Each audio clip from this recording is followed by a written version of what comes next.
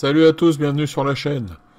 Vidéo rapport de bataille. Un petit rapport de bataille d'une partie de jeux mini que nous avons livré au club Orléans Wargame. Le scénario est l'attaque des redoutes Ravenski. Je dirigeais les Français et mon camarade Vince les Russes. Voici les ordres de bataille.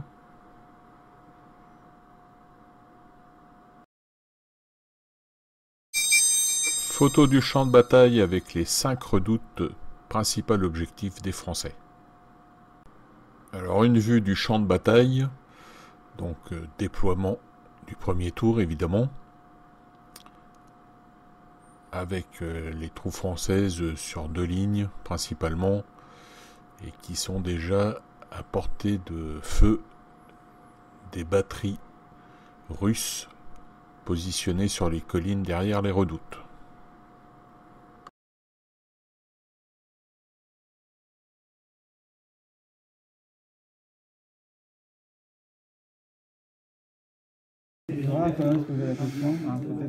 Alors, fin du tour 2 pour le français.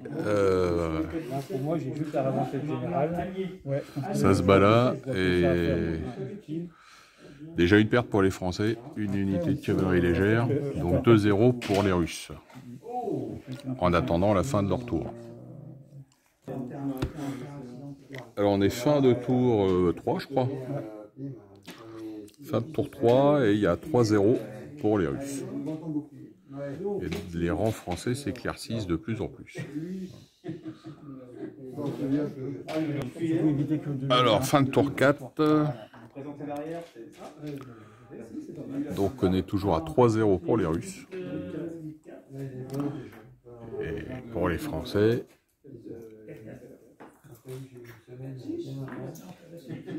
c'est dur. Donc on est fin du tour, merde, fin du tour 5 ou 6 5, fin du tour 5. 3-0 pour les Russes.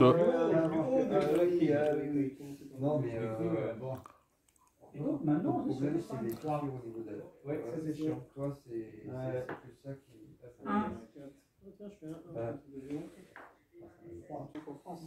Allez, fin du tour 6. 3-2 pour les Russes.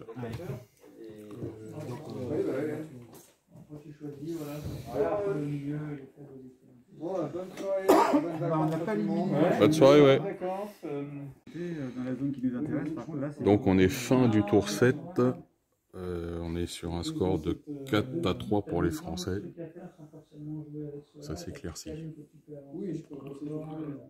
puis là, on n'a pas bougé. Là, c'est l'aile.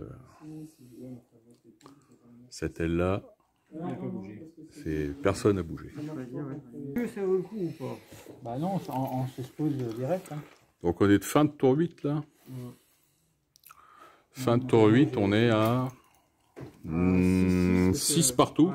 Oui, on n'a pas notre 6e point, mais... Ben j'ai des nez là. Ah bah c'est parce que... Faut le ramasser, ramasser. 6. Ça a vachement bougé de ce côté-là, je trouve. Ah bah là, ouais. Si, regarde. Il manque une artillerie. Il manque un truc là. Il manque une petite artillerie là. Bon allez, fin de la partie. On finit sur un 6 partout. Bon, bah... Avec, on va dire quand même une victoire dans l'esprit des Russes quand même, parce que vu les pertes des troupes françaises... Sur le long terme, on était pas mal. Ouais. Alors cette bataille de Borodino, alors là c'était le centre. Hein, donc, ça finit sur un match nul, avec un épuisement quand même de l'armée française.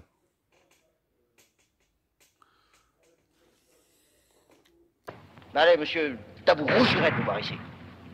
Vous avez manœuvré comme une huître. Voilà, c'était le dernier scénario de la bataille de Borodino, donc de la Moskova que nous avons fait au club Orléans Wargame avec les règles jeux mini. Donc le scénario 211 donc était le centre de Borodino qui est en fait l'aile droite avait vu victoire des Français. Ensuite, l'attaque, le scénario 212, donc l'attaque de Ntidza, donc l'aile gauche, avait aussi vu les victoires des Français.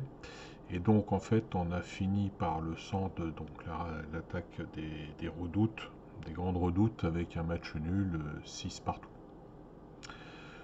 Donc on va continuer, si Covid-19 nous laisse tranquille, à faire des scénarios sur cette campagne de Russie.